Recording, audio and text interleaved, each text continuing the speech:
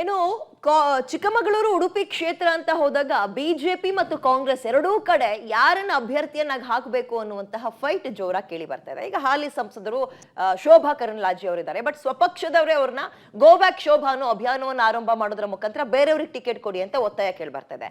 ಅದೇ ರೀತಿಯಾಗಿ ಕಾಂಗ್ರೆಸ್ ಇಲ್ಲಿ ತನಕ ಹೆಗಡೆ ಅವರಿಗೆ, ಜಯಪ್ರಕಾಶ್ ಹೆಗಡೆ ಅವ್ರನ್ನ ವಿರೋಧ ಮಾಡ್ತಾ ಇತ್ತು. ಬಟ್ ಈಗ ಅವರು ವಾಪಸ್ ಬಿಜೆಪಿಯಿಂದ ಕಾಂಗ್ರೆಸ್ಗೆ ಹೋಗಿದ್ದಾರೆ. ಅವ್ರಿಗೆ ಟಿಕೆಟ್ ಫಿಕ್ಸ್ ಅನ್ನಲಾಗ್ತಾ ಇದೆ. ಇದರ ನಡುವೆ ಬಿಜೆಪಿ ಕತೆ ಏನಾಗ್ಬೋದು, ಯಾರಿಗೆ ಕ್ಯಾಂಡಿಡೇಟ್ ಅನ್ನ ಅಂದ್ರೆ ಯಾರನ್ನ ಕ್ಯಾಂಡಿಡೇಟ್ ಅನ್ನಾಗಿ ಮಾಡಬಹುದು ನೋಡ್ತಾ ಹೋಗೋಣ. ಕಾರ್ಯಕರ್ತರ ವಿರೋಧದ ಮಧ್ಯೆಯೂ ಹೆಗಡೆಗೆ ಮಣೆ ಹಾಕಿದ ಕಾಂಗ್ರೆಸ್. ಬಿಜೆಪಿಯಲ್ಲಿ ಶೋಭಾ ಸಿಟಿ ರವಿ ಜಗಳದ ಮಧ್ಯೆ ಮತ್ತೆರಡು ಹೆಸರು ಎಂಟ್ರಿ. ಹೌದು, ಉಡುಪಿ ಚಿಕ್ಕಮಗಳೂರು ಜಿಲ್ಲೆಯಲ್ಲಿ ಲೋಕಸಭಾ ಟಿಕೆಟ್ಗಾಗಿ ಕಳೆದೊಂದು ತಿಂಗಳಿಂದ ಎರಡೂ ಪಕ್ಷದಲ್ಲಿ ಪೈಪೋಟಿ ಜೋರಾಗಿತ್ತು.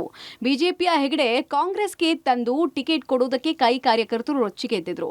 ಟಿಕೆಟ್ ಆಕಾಂಕ್ಷಿಯಾಗಿದ್ದ ಕಾಂಗ್ರೆಸ್ ಜಿಲ್ಲಾಧ್ಯಕ್ಷ ಅಂಶುಮತ್, ಕೆಪಿಸಿಸಿ ವಕ್ತಾರ ಸುಧೀರ್ ಕುಮಾರ್ ಮುರೋಳ್ಳಿ ನಾನು ಅಭ್ಯರ್ಥಿ ಅಂದಿದ್ರು. ಆದ್ರೆ ಸರ್ಕಾರ ಅಂಶುಮತ್ಗೆ ಕಾಡಾ ನಿಗಮ ಮಂಡಳಿ ಕೊಟ್ಟು ಸೈಲೆಂಟ್ ಮಾಡಿತು. ಸುಧೀರ್ ಬೆಂಬಲಿಗರು ಕೊಪ್ಪ ಶೃಂಗೇರಿಯಲ್ಲಿ ಮೇಲಿಂದ ಮೇಲೆ ಸಭೆ ಮಾಡಿ ಜಯಪ್ರಕಾಶ್ ಹೆಗಡೆ ವಿರುದ್ಧ ಕಿಡಿಕಾರಿದ್ರು. ಆದ್ರೆ ಸಿದ್ದರಾಮಯ್ಯ ಅವರ ಹಳೆ ದೋಸ್ತಿ ಮಾಜಿ ಸಂಸದ ಜಯಪ್ರಕಾಶ್ ಹೆಗಡೆಗೆ ಮಣೆ ಹಾಕಿದೆ. ಮತ್ತೆ ಇನ್ನು ಶೋಭಕ್ಕನಿಗಿರುವ ಡ್ಯಾಮೇಜ್ ಅನ್ನ ಎನ್ಕ್ಯಾಶ್ ಮಾಡ್ಕೊಳ್ಳೋಕೆ ರೆಡಿಯಾಗಿರುವ ಕಾಂಗ್ರೆಸ್ಗೆ ಬಿಜೆಪಿ ಹೈಕಮಾಂಡ್ ಬೇರೆಯದ್ದೇ ಹಗ್ಗ ಹೆಣೆದಿದ್ದು ಕರಂದ್ಲಾಜೆ ಜಾಗಕ್ಕೆ ಅಚ್ಚರಿ ಅಭ್ಯರ್ಥಿ ಇಳಿಸುವ ಪ್ಲಾನ್ ಇದೆ ಎನ್ನಲಾಗ್ತಾ ಇದೆ. ಇಬ್ಬರ ಜಗಳದ ಮಧ್ಯೆ ಕೋಟಾ ಜೇವರಾಜ್ ಹೆಸರು ಮುನ್ನೆಲೆಗೆ.